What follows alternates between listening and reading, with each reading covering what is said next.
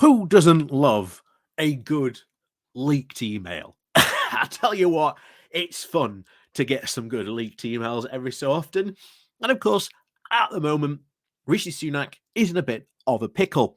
He's got massive public service strikes affecting all the UK.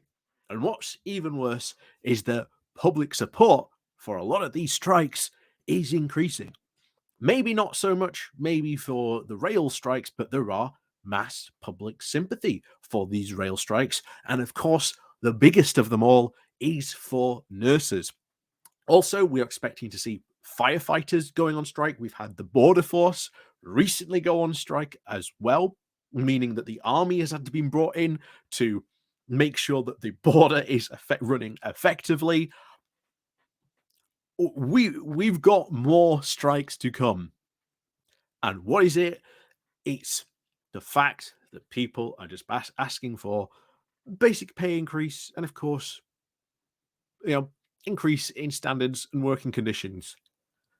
Some cases, they are really not asking a lot. In some cases, we have seen them meet the 4% deal and then bizarrely, out of nowhere, reject it. Why? Because Rishi Sunak does not want to be seen as soft on strikes, because he knows if he gives into one, he'll have to give into others.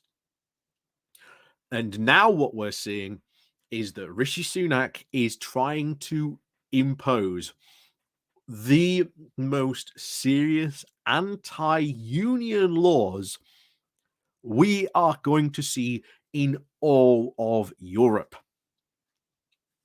So before we go into what some, or at least the reaction, shall we say, to this leaked email was, please do remember to hit that like, share, and subscribe button. And of course, down below, there are links to my Patreon page and a rotation link called Buy Me Coffee, where you can, buy me coffee. And as always, thank you very much to all those people who do help and support the channel. So, what was suggested? Well, the first suggestion was for some key workers, as they were called in the email, was what we call an outright ban. Like, if you are a police officer or you work as a prison guard, you are not allowed to join a union, full stop. Now, there is a concession with the prison guards. They have a pay review body. That is what sort of they sort of deal with, but they're not allowed to go on strike at all. The police, even more stricter. If you join a union, it is considered spreading dissent within the ranks and is considered a criminal offense. That is what they seriously considered. That, of course, was their hardest, most draconian approach to it. It is incredibly shocking that they even considered going this far. Now, luckily, it seems that they haven't, because they've seemed to take, shall we say, the least amount of option. But what was interesting was that the government actually acknowledged that if they went this far, it would be incredibly hard to actually justify bringing in that extreme ban. Why? Because, again, European Court of Human Rights, and we can see why we have the European Court of Human Rights, and certainly the European Convention on Human Rights, basically protects someone's legal right to join a union. So in that regard, we can at least be thankful we are in this. And you can also see the exact reason why the Tories are so desperate to get rid of the European Convention on Human Rights and, of course, the European Court of Justice as well, because that's what protects those rights in the European human rights doctrine. So you can see why they've been so desperate to get out of those over the past couple of years. But what has been obviously the reaction to this? Well, I got the guy being in charge of the Public and Commercial Services Union, Mark Savota, I think that's how you say it, basically had this to say in response to this, saying these email reveal that while the government is publicly saying we want to resolve the dispute, behind the scenes, they are preparing the biggest attack on fundamental rights and freedoms we have seen in this country for generations. And I absolutely 100% agree on that. Absolutely.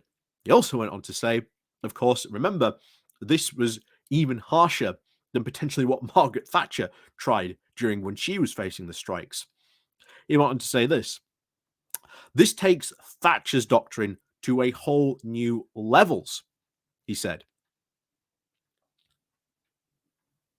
Because you're talking hundreds of thousands, including 4,000 Border Force staff being affected by this.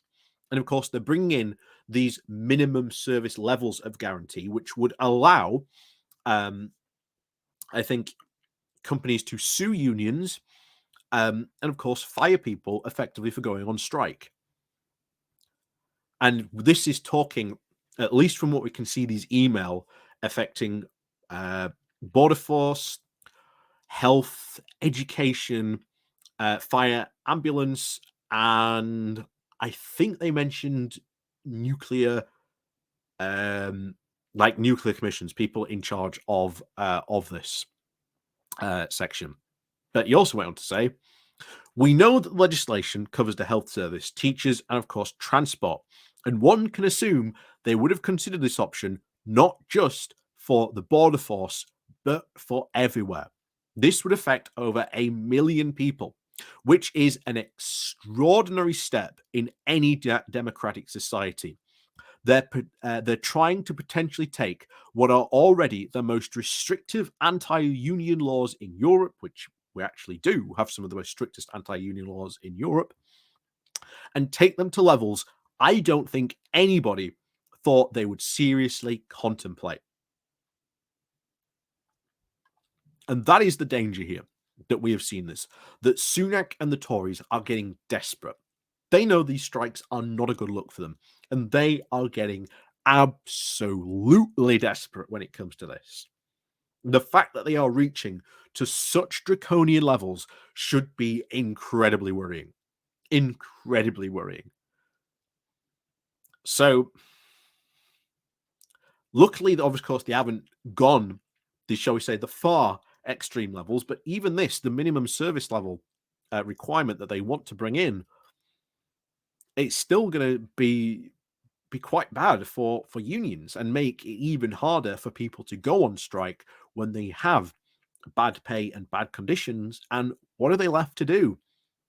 Remember, as all these strikes, every single person, every single union leader has gone on record and said, look, we are only striking because this is the last resort we have. We have tried negotiating, so they have left us with no other option. And what happened in the future where, let's say the firefighters want a better pay deal? Well, if you go on strike, you potentially lose your job. I think we've got some bad times certainly coming, but certainly there is no plan, as we've talked about, I think, before. There's no plan to end these strikes. Sunak has no plan. He's hiding behind the pay review board saying, oh, it's not me, it's these pay review boards.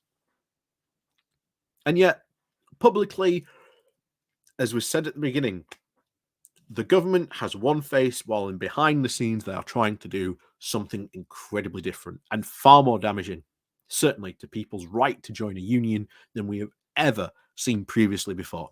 And what's worrying is that Sunak currently, because he is so desperate, because as we said, if he gives into one, he has to give them to them all.